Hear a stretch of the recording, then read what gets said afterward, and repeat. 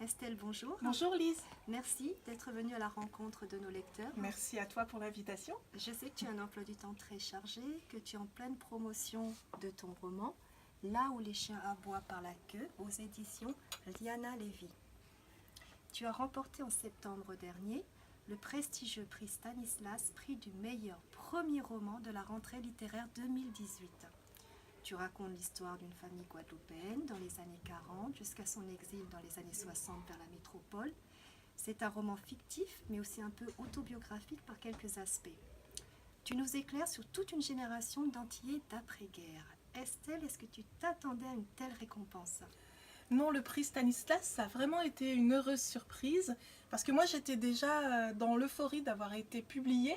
Comme c'est mon premier roman, pour moi c'était incroyable d'avoir réussi à trouver un éditeur que ça intéressait. J'ai envoyé par la poste, donc voilà, le schéma le plus classique. Donc avoir en plus cette récompense aussi vite, ça a été vraiment une surprise et puis un grand bonheur. Surtout que le jury du prix Stanislas, il est mélangé. Il y a des professionnels, mais il y a aussi des lecteurs, grand public. Donc c'est super d'avoir la reconnaissance des deux.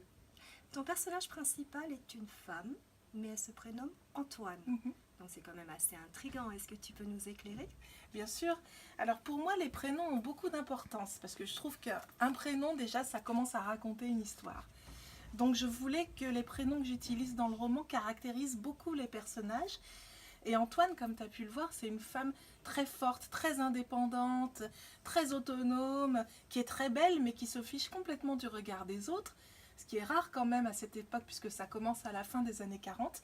Et donc je trouvais que l'appeler Antoine, ça l'asseyait vraiment, même si il faut relativiser, parce qu'aux Antilles, le genre féminin ou masculin d'un prénom a moins d'importance qu'en métropole. Donc quelqu'un qui s'appelle Antoine et qui est une femme, ça va moins choquer là-bas que ici où ça paraît étrange. Estelle, ton récit est une narration à 4 voix, ce qui rend l'histoire extrêmement vivante. C'était important pour toi justement de faire parler tous ces personnages et d'avoir différents angles de vue ? Tout à fait, je voulais vraiment faire un roman polyphonique. Comme ça, chacun avait sa voix, et parfois sur un même événement, ils peuvent se contredire entre eux parce qu'ils ne l'ont pas vécu de la même façon. Et je trouvais ça beaucoup plus vivant que d'avoir une seule voix qui raconte tout de la même façon. En plus, c'est beaucoup plus proche de la réalité parce que quand on interroge des gens, même dans sa propre famille, un même événement, il a été vécu complètement différemment par l'un ou par l'autre. Donc je trouve que c'est mieux, puis on reste comme ça dans l'oralité, on a vraiment l'impression que les personnages se confient et qu'on a une discussion, quoi. Au-delà de la petite histoire familiale, moi ce qui m'intéressait de raconter, c'était une histoire générale qui concerne ces dizaines de milliers d'Antillais qui ont quitté la Guadeloupe et la Martinique dans les années 60. Et ces gens qui sont partis et qui ont vécu cet exil, ils n'ont pas tous vécu de la même façon. Tout à fait. Du coup, on a des angles de vue complètement différents. Voilà, je voulais pas que ce soit monogame, que tout le monde parle de la même voix. Voilà, un même événement peut être vécu de manière heureuse, malheureuse, ambiguë. Donc voilà. Le témoignage de cette période est quand même douloureux et pourtant tu arrives à l'introduire avec cette touche musicale, poétique. Est-ce que tu parles le créole ? Non, je ne parle pas. Aussi étrange que ça puisse paraître. Parce que beaucoup de personnes m'ont posé la question. Ben oui, c'est normal parce qu'on retrouve une petite coloration créole dans le livre. Mais en fait, ce qui s'est passé, c'est que moi, je suis née en métropole. Je suis née en banlieue parisienne, à Créteil. Mon père vient de la Guadeloupe, mais ma mère, elle vient du nord de la France, de la frontière avec la Belgique. Du coup, mon père, quand je lui ai dit beaucoup plus tard, mais pourquoi tu m'as pas parlé créole ? Il m'a dit, mais je voyais pas l'intérêt. J'étais mariée avec une fille d'ici qui parlait pas. Et puis, tu étais en métropole. Moi, ce que je voulais, c'est que tu apprennes à bien parler français, que tu fasses des études. Donc, il voyait pas l'intérêt. Aujourd'hui, on fait l'inverse. Quand on a plusieurs cultures, on apprend aux enfants à parler plusieurs langues. C'est très moderne. Mais dans les années 60-70, la génération de nos parents, c'était un autre état d'esprit.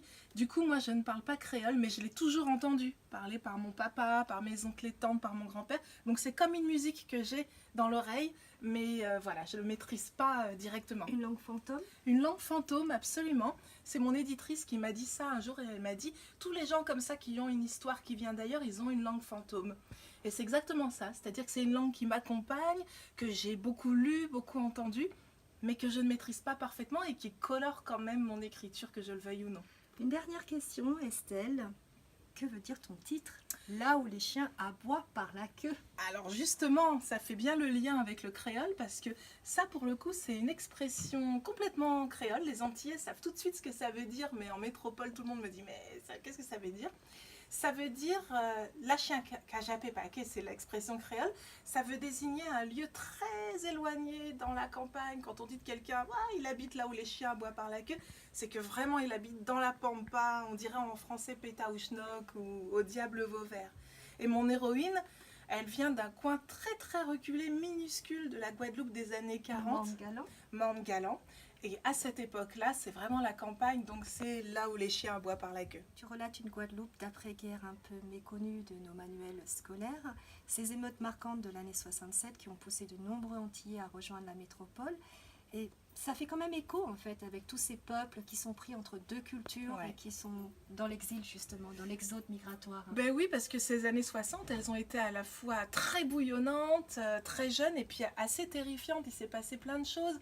Et la France sortait de la guerre d'Algérie, donc là aussi il y a eu des drames. Il y a Cuba qui changeait, où il y avait une révolution, il y avait toutes les indépendances africaines. Il y avait eu juste avant aussi beaucoup de troubles en Asie. Il y avait la guerre du Vietnam qui était encore là.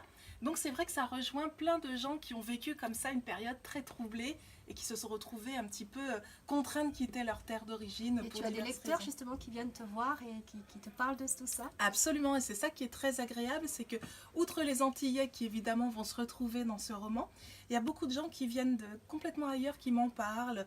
Parfois c'est quelqu'un qui va me dire « Ah, mais mes parents sont de Kabylie et ça m'a parlé. Ah, mon père est togolais. » Mais il y a même des gens qui ont simplement quitté le nord de la France pour s'installer au Pays Basque, par exemple, et qui me disent « Nous aussi, ça n'a pas été facile au début de s'intégrer. » Donc finalement, cette histoire de rapport de culture, de comment s'insérer dans une société... Au final, c'est quelque chose d'universel.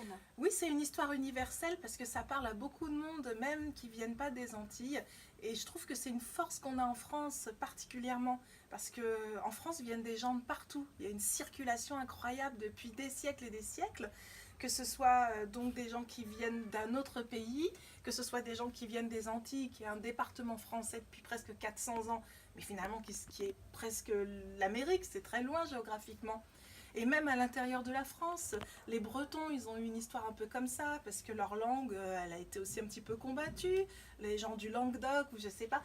Et donc je trouve que c'est quelque chose qui est particulier à la France et qu'on doit mettre en avant, parce que cette richesse, ça fait qu'on est un pays exceptionnel. Un livre captivant, poétique, vivant et instructif, Là où les chiens aboient par la queue aux éditions Liana Lévy. Merci Estelle. Merci pour beaucoup cette interview. Lise, c'était très agréable. Je te souhaite plein de succès encore à venir. Merci beaucoup. Merci.